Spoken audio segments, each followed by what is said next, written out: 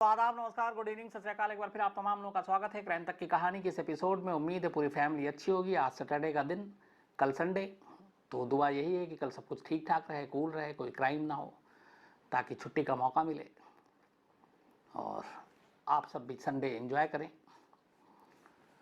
कल की जो कहानी थी, दिल्ली की अदालत में जो शूट आउट हुआ, उसके लेके उसमें अपडेट बस ये है कि पुलिस इस मामले की जांच कर रही है। जिन लोगों पर शक है, इत्तेफाक की बात है, उन्हें पकड़ने के लिए इधर उधर भटकने की ज़रूरत नहीं है, क्योंकि वो सभी पहले से ही जेल में बंद हैं। तो अब पुलिस कोर्ट से इजाज़त लेकर इन लोगों से पूछताछ करेगी, कड़ियाँ से कड़ियाँ जोड़ी जाएंगी, और फिर गोगी की हत्या के लिए जिन लोगों ने साजिश रची, जो सुपारी दी, वो सारी चीज़ें सामने आएंगी। ये भी अब पता चला कि कोर्ट के आसपास ही कुछ दूरी पर ये जो किराए के कातिल थे जिन्होंने शूट आउट किया, वो आकर वहाँ पे किराए के मकान में रह रहे थे, रैकी कर रहे थे। उसके बाद कल मौका मिला और उसके बाद भरी अदालत में जज के सामने गोली चला दी। दिल्ली पुलिस ने भी अब दिल्ली की अदालतों में सुरक्षा बढ़ाने को लेकर बाकायदा एक मीटिंग की, वकीलों के साथ भी बातचीत हुई। और अब दिल्ली में चूँकि अलग अलग कई अदालतें, देश की सबसे बड़ी अदालत सुप्रीम कोर्ट भी यहीं है, दिल्ली हाई कोर्ट भी यहीं है, इसके अलावा फिर पटियाला हाउस कोर्ट है, 30 हज़ारी कोर्ट है, रोहिणी कोर्ट है, तो ऐसी बहुत सारी अदालतें, इन सब की अब सुरक्षा की एक बार फिर से समीक्षा की जा रही है। अब आते हैं आज की कहानी के ऊपर। इसी 15 सितंबर को दिल्ली के बराबर गाजियाबाद में, गाजियाबाद के बराबर मुरादनगर में एक शख्स जिनका नाम ब्रिजेश त्यागी था, वो पुलिस स्टेशन में जाकर रिपोर्ट लिखाते हैं। रिपोर्ट ये थी कि उनका एक बेटा जो 25 साल का, वो गायब है, और गायब है 8 सितंबर से, और उसका कोई सुराग नहीं मिल रहा है। तो पहले पूछा गया, पुलिस ने पूछा कि भाई 8 सितंबर से गायब है, आप एक हफ्ते के बाद रिपोर्ट लिखाने आ रहे हो, तो ऐसा क्यों? तो उन्होंने बताया कि हम उसको पहले तो आसपास में तलाश रहे थे। फिर ब्रिजेश त्यागी ने यह भी कहा कि उन्होंने अपने भाई से भी कहा था कि रिपोर्ट लिखाने के लिए, उनका भाई, छोटा भाई लीलू त्यागी, लेकिन वो कह रहा था कि पहले ढूंढ लेते हैं, किसी दोस्त के साथ चला गया होगा, कहीं इधर उधर चला गया होगा, तो इसीलिए लेट हो गई। खैर 15 सितंबर को पुलिस ने रिपोर्ट दर्ज की और अब तफ्तीश शुरू कर दी। रेशु नाम था इस लड़के का जो गायब हुआ था, रेशु त्यागी। अब मुरादनगर पुलिस इसमें जुट गई कि कहाँ जा सकता है। बाकी लोगों से पूछताछ के साथ साथ अब उसके मोबाइल की कॉल डिटेल को भी खंगालना शुरू किया गया। इस दौरान में पुलिस को ये पता चला कि रेशु त्यागी के गुमशुदगी के पीछे उसके पिता ब्रजेश त्यागी जो है, वो कहीं ना कहीं अपने छोटे भाई पर भी शक जता रहे हैं, लीलू त्यागी पर, क्योंकि शायद आखिरी बार वो उनके साथ देखा गया था। उसके बाद फिर पता नहीं चला, वो रिपोर्ट भी नहीं लिखा रहे थे। तो जब पुलिस को ये बात पता चली तो पुलिस ने बड़ी खामोशी से लीलू त्यागी को बिना भनक लगे लीलू त्यागी के मोबाइल के भी कॉल डिटेल खंगालने शुरू किए। अब जब कॉल डिटेल खंगालने शुरू किए तो सबसे पहली चीज़ जो सामने आई वो ये कि 8 सितंबर जिस दिन रेशु त्यागी गायब हुआ था, उस दिन लीलू त्यागी का मोबाइल का जो लोकेशन था वो उसी जगह था मुरादनगर में जहाँ पे रेशु त्यागी का था। यानी 8 सितंबर को दोनों एक साथ थे। अब ये पहली चीज़। दूसरी चीज़ ये कि उसके बाद रेशु त्यागी का मोबाइल स्विच ऑफ हो गया, लेकिन शाम को फिर लीलू त्यागी का मोबाइल जो है वो गाजियाबाद में लोकेशन दिखा रहा है। अब पुलिस को थोड़ा सा डाउट हुआ। इसके बाद पुलिस ने कुछ और लोगों से पूछताछ की और फिर लीलू त्यागी को उठा लिया। अब उससे सख्ती से पूछताछ की, उसके मोबाइल को कब्जे में ले लिया। लीलू त्यागी ने कहा कि मुझे कोई जानकारी नहीं मेरे भतीजे की गुमशुदगी की, लेकिन इत्तेफाक से जो मोबाइल था लीलू त्यागी का, उसमें रिकॉर्डिंग का ऑप्शन था और कुछ बातचीत वो रिकॉर्ड करके उसमें रख लेता था। उसे मालूम ही नहीं था कि ये उसके खिलाफ जाएगा। उसमें से एक रिकॉर्डिंग में बाकायदा लीलू त्यागी अपने कुछ लोगों के साथ बात कर रहा है और वो कह रहा है कि कैसे रेशु त्यागी के हत्याकांड से, इस मर्डर से अगर पुलिस तक बात जाए तो हमें कैसे बचना है, क्या प्लान करना है, ये सारी चीज़ें। तो उस बातचीत से क्लियर हो गया कि लीलू त्यागी इस कत्ल में शामिल है।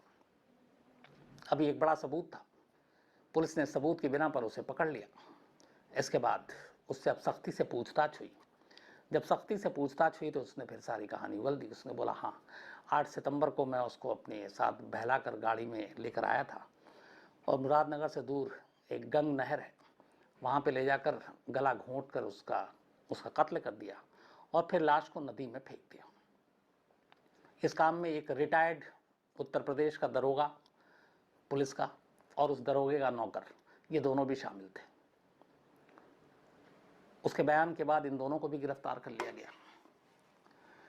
अब ऋषु त्यागी के कत्ल का मामला सुलझ गया, लेकिन लाश मिली नहीं क्योंकि नदी में फेंक दी और नदी बहकर पता नहीं लाश कहाँ पहुंच गई। लगा यहाँ मामला खत्म हो गया है, लेकिन यहीं से कहानी शुरू होती है। अब जब ऋषु त्यागी के कत्ल के इल्ज़ाम में उसके चाचा को गिरफ्तार किया जाता है तो अचानक परिवार के लोगों को फिर एक एक कर 4 और लोगों की याद आती है।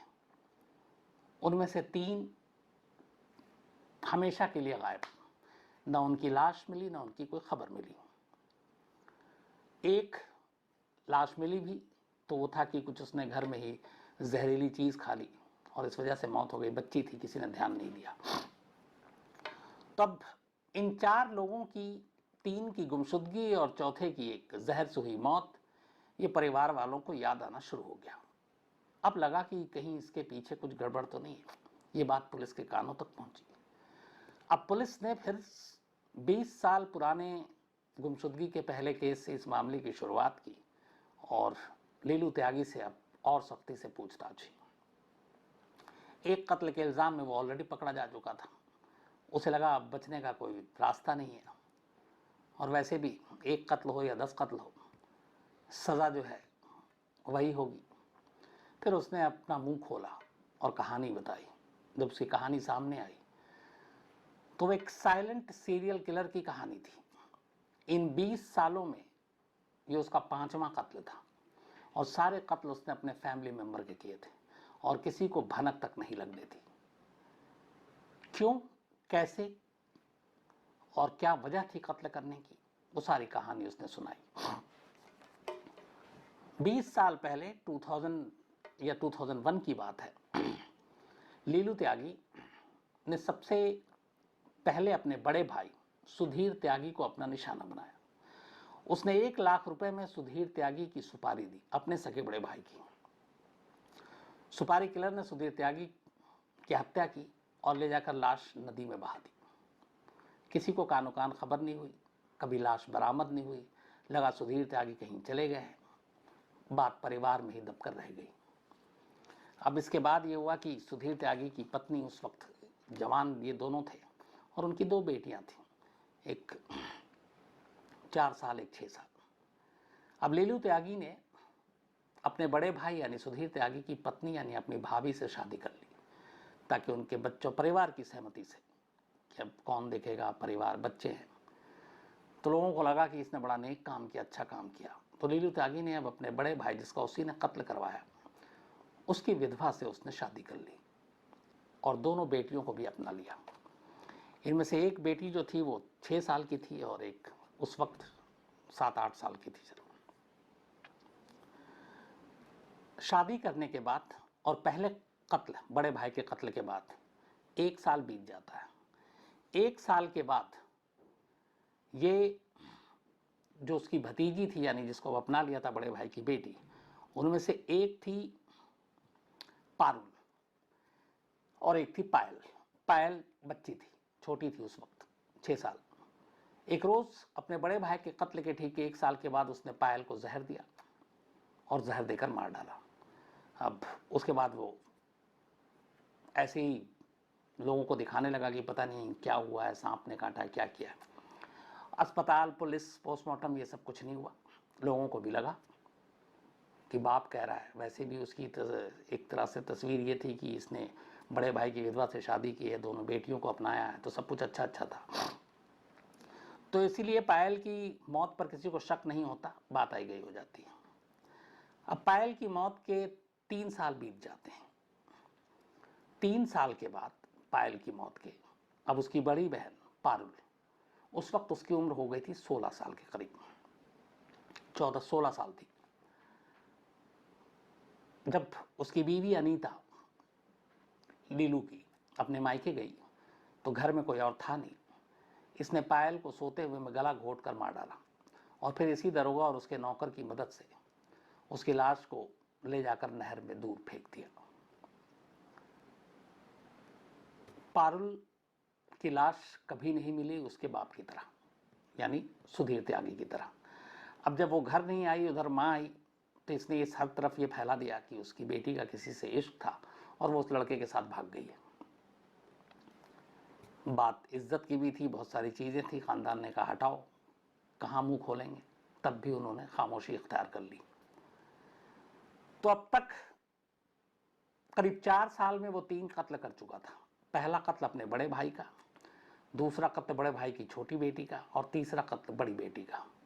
अब कायदे से उसका बड़े भाई का कोई वंशज बचा नहीं, अब सिर्फ उसकी बीवी थी, जो अब उसकी बीवी हो चुकी थी। अब उसके रास्ते में एक और कांटा था। बड़े भाई के अलावा उनसे एक छोटे भाई भी था, ब्रजेश त्यागी। ब्रजेश त्यागी, अब ब्रजेश त्यागी के 2 बेटे थे, एक रेशु त्यागी और एक निशु त्यागी। बड़े बेटे के दोनों बेटियों जो भाई थे के कत्ल के बाद अब उसने निशाना बनाया उनसे अपने छोटे भाई के बच्चों को। करीब 8 साल पहले 2013 में एक रोज़ अचानक निशु त्यागी, जो ब्रजेश त्यागी का बेटा था, वो घर से गायब हो गया। काफ़ी ढूंढा गया, मिला नहीं।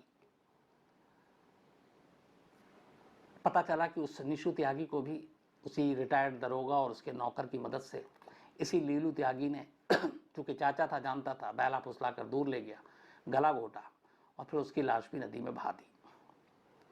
तो अब ये 4 कत्ल हो चुका था। अब बचा सिर्फ एक, उसके भाई का एक छोटा बेटा रेशु त्यागी, जो 8 सितंबर को गायब हो गया। 8 सितंबर को गायब हुआ, 15 सितंबर को रिपोर्ट लिखाई गई। 8 सितंबर को लीलू त्यागी ने अपने दूसरे भतीजे रेशु त्यागी को भी इसी तरह मारकर नहर में फेंक दिया। तो 20 साल में उसने 4 कत्ल किया। पहला कत्ल अपने बड़े भाई का, दूसरा कत्ल बड़े भाई की छोटी बेटी का, तीसरा कत्ल बड़े भाई की बड़ी बेटी का, चौथा कत्ल अपने दूसरे भाई के बड़े बेटे का, और 5वां कत्ल अपने उसी बड़े भाई के छोटे बेटे का। जब पहला कत्ल उसने दूसरे भाई के बेटे का किया था, निशु का, बेटा गायब था, लाश मिली नहीं, घर वाले रो रो कर ढूंढ ढूंढ कर परेशान थे, और इस गम में निशु त्यागी की माँ पागल हो गई। उसका मानसिक संतुलन खो बैठा और कहते हैं उसको मेंटल हॉस्पिटल में ले जाना पड़ा और वहीं भर्ती कर दिया गया। अपने बेटे की जुदाई में वो इस हाल में पहुंच गई और उसके बाद अब छोटे बेटे को ही मार डाला। अब उसके रास्ते में कोई नहीं बचा था, क्योंकि उसे मालूम था कि उसका जो दूसरा भाई ब्रजेश जिंदा है, ये शरीफ है, लेकिन बहुत मुमकिन है उसका छठा शिकार उसका ये दूसरा भाई बनता, यानी ब्रजेश त्यागी। बड़े भाई सुधीर त्यागी को तो मार ही दिया था 20 साल पहले, छोटे भाई के दोनों बेटे को भी मार दिया। अब सिर्फ बचा भाई। पत्नी जो है वो मानसिक संतुलन खो बैठी, वो तो अस्पताल में है, किसी भी कानूनी दावे के लिए मतलब वो फिट ही नहीं है। तब हो सकता था छठा कत्ल वो अपने दूसरे भाई का करता। अब सवाल है कि सारे कत्ले 20 साल में बड़ी तसल्ली से टाइम ले लेकर उसने क्यों किया। 20 साल पहले लीलू त्यागी जब था तो वो उसके शुरू में गलत लोगों के साथ उठना बैठना था। उसी वक्त उसकी दोस्ती हुई है कि यूपी पुलिस के दरोगा से, तब वो दरोगा था, बाद में रिटायर्ड हो गया। वो दरोगा अपने एक नौकर के साथ रहता था। उसे पता चला कि उसके जो पारिवारिक जायदाद है वो 3 भाई में बटेगा, और इसने अपने गलत चाल चलन और उसकी वजह से बहुत सारे जो जायदाद का हिस्सा था लेके सब उड़ा दिया था। अब बचा था इन दोनों भाइयों के पास, और वो मिलाकर करीब 2.5 से 3 करोड़ रुपए की प्रॉपर्टी थी। उसे ये था कि इसका वारिस अकेला वो हो और उसका एक बेटा हो। लीलू त्यागी का एक बेटा भी था, तो उसका ये था कि इस पूरे जायदाद में ना उसके भाई के बच्चों का कोई हिस्सा हो, ना उसके दूसरे भाई के बच्चों का हो, सिर्फ उसका हो और उसके बेटे का हो। और बस इसीलिए उसने एक सारे कत्ल करने की प्लानिंग की, और इसमें मदद ली उस रिटायर्ड दरोगा की। दरोगा जो है वो कत्ल करने और कत्ल के बाद लाश को ठिकाने लगाने का काम करता था, और इसके बदले में वो 3 से 4 लाख रुपए लिया करता था। तो इसी तरह उसने अपने पूरे परिवार के 5 लोगों को मार दिया। परिवार में सिर्फ जिंदा बचा उसका दूसरा भाई और उसकी एक मानसिक रूप से जो बीमार पत्नी। तब उसे ये था कि ये जो लास्ट में 8 सितंबर को कत्ल किया रेशु त्यागी का, उसके बाद था कि अब उसके रास्ते में जायदाद के हिस्से में कोई और कांटा बचा नहीं। भाई अपनी मर्जी से देगा या कितने दिन और जिंदा बचेगा। पत्नी की हालत ख़राब है, 2 जवान बेटे की तो मौत हो गई, तो इस सदमे के बाद कहाँ बचेगा। तो उसे लगा कि अब और कोई वारिस तो बचा नहीं, इस ख़ानदान में मैं ही हूँ, और उसका काम आसान हो गया था। लेकिन 5वें कत्ल में जो उसने गलतियाँ की, मोबाइल में रिकॉर्डिंग थी, आखिरी बार उसको देखा गया, लोकेशन सेम मिला, वहाँ वो पकड़ा गया, और इस तरीके से एक साइलेंट सीरियल किलर का सच ज़माने के सामने आया। तो पैसा और जायदाद के लिए इस दुनिया में न मालूम कितने क्राइम, कितने जुर्म हुए हैं, और ये उसी का एक हिस्सा है। लेकिन यहाँ पे एक सवाल भी उठता है कि एक शख्स 20 साल से कत्ल कर रहा था और किसी को भनक नहीं लगी, बात पुलिस तक नहीं पहुंची। ख़ानदान के लोगों को मालूम था, कम से कम जो जान पहचान के गांव वाले रिश्तेदार, कि एक एक करके घर से लोग गायब हो रहे हैं, तो उनको शक होना चाहिए था। और अगर शुरू में ही वो अलर्ट हो जाते, शुरू में ही वो समझ जाते, तो शायद कुछ लोगों की जान बच जाती। लेकिन ऐसा हुआ नहीं, उसे मौका मिला और वो एक के बाद एक कत्ल करता गया। इसीलिए चूँकि उसने बड़ी खामोशी से सारे कत्ल किए, भनक लगने नहीं दी, तो इसको एक साइलेंट सीरियल किलर के तौर पर देखा जा रहा है। तो ये थी कहानी इस साइलेंट सीरियल किलर की।